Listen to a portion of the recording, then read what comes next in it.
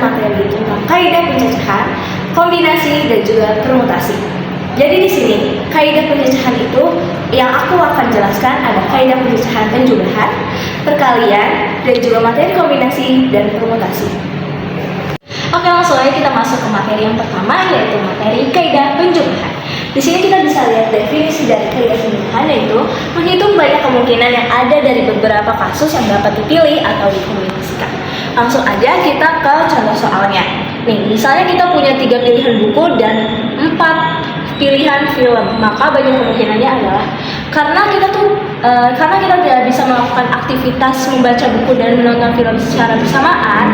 Untuk soal ini kita memakai dengan konsep kaidah penjumlahan. Caranya adalah tinggal kita tambah, ini ada 3 dan juga 4, tinggal kita tambah 3 tambah 4 jadi sampai dengan 7.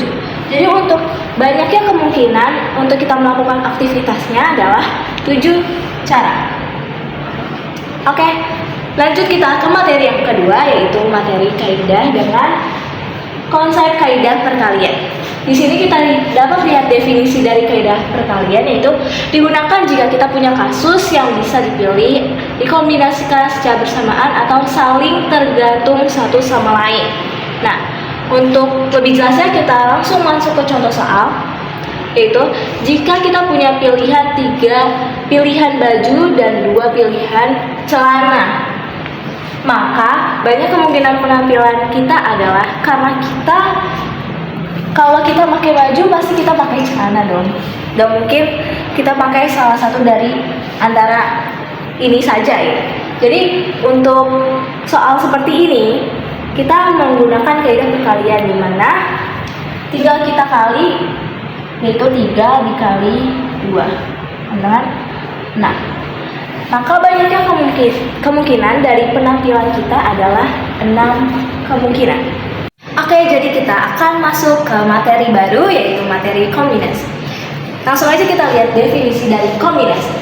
Jadi kombinasi di sini definisinya yaitu menghitung banyaknya cara memilih objek-objek tertentu dari sekelompok objek tanpa memperhatikan urutan atau posisi objek tersebut. Nah, untuk rumus dari kombinasi sendiri yaitu n per n min r faktorial plus r faktorial, di mana n ini adalah unsur keseluruhan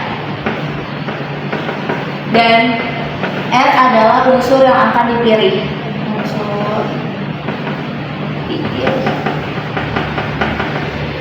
Langsung aja, biar lebih gampangnya kita masuk ke contoh soal. Di sini ada contoh soal. Jika terdapat 8 orang yang ingin dipilih dari 12 orang untuk membentuk sebuah tim, berapa banyak cara yang mungkin untuk memilih tim tersebut? Di sini kita dapat tahu kalau misalkan 12 ini adalah unsur keseluruhan atau R, dan 8 ini adalah unsur yang akan dipilih, berarti R.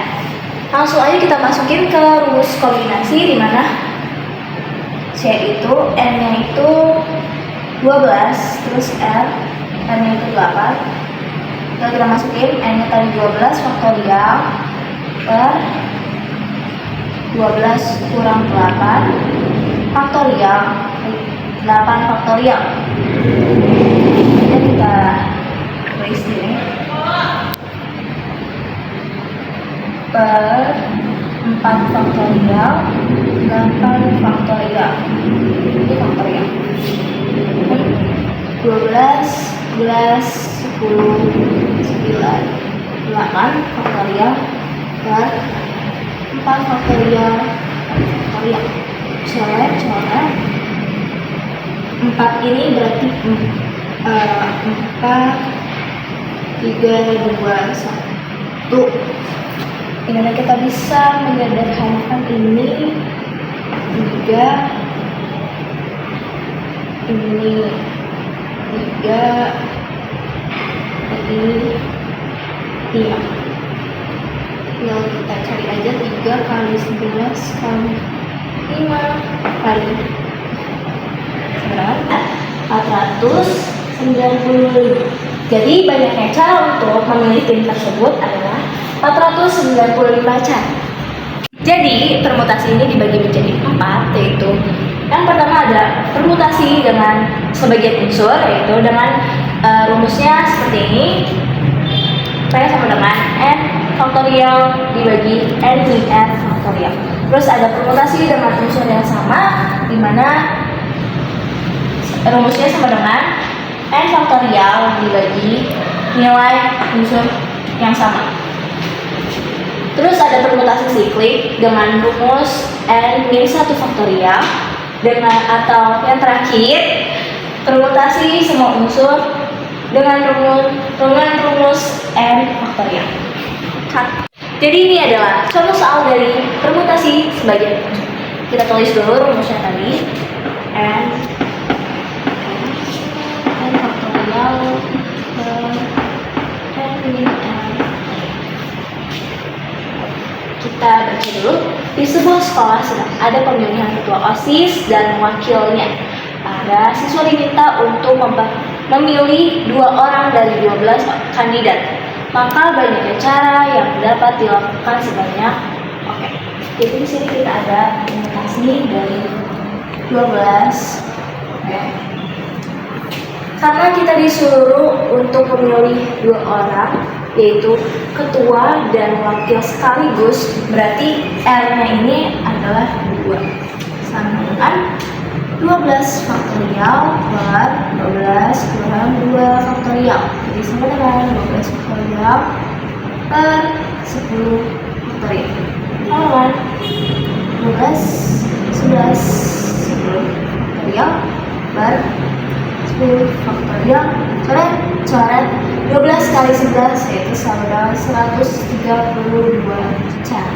Jadi banyaknya cara untuk memilih 2 orang sekaligus dari 12 kandidat, yaitu ada 132 cara. Oke, kita masuk ke contoh soal yang kedua dari permutasi yang berbeda. Jadi aku di sini ambilnya contoh soal permutasi seperti. Kita baca dulu soalnya. Ada beberapa cara 7 orang yang duduk mengelilingi meja dapat menempati ke-7 tempat dengan urutan berlainan. Oke, di sini kalau misalnya kita permutasi siklik, itu harus berbentuk lingkaran. Yang dimana lingkaran itu biasanya kita tuh kayak mengelilingi ataupun berpindah tempat ataupun kayak kita harus di tengah-tengah siapa gitu, kan? Terus kita langsung aja nih, tadi kita masukin ke rumus dari permutasi siklik. Tadi permutasi siklik itu rumusnya N min 1 faktorial. Di sini N-nya ini kita udah tahu 7, jadi kita tinggal masukin aja angkanya 7 min 1 faktorial. Jadi 6 faktorial sama dengan 6 kali 5 kali 4 kali 3 kali 2 kali 1 sama dengan 5040 cara. Jadi banyaknya cara untuk 7 orang yang duduk mengelilingi meja supaya dia dapat bergantian, itu ada 5040 cara. Oke, sekian penjelasan singkat dari aku mengenai materi kaidah pencacahan, kombinasi, dan permutasi. Jangan lupa like, comment, and subscribe. See you!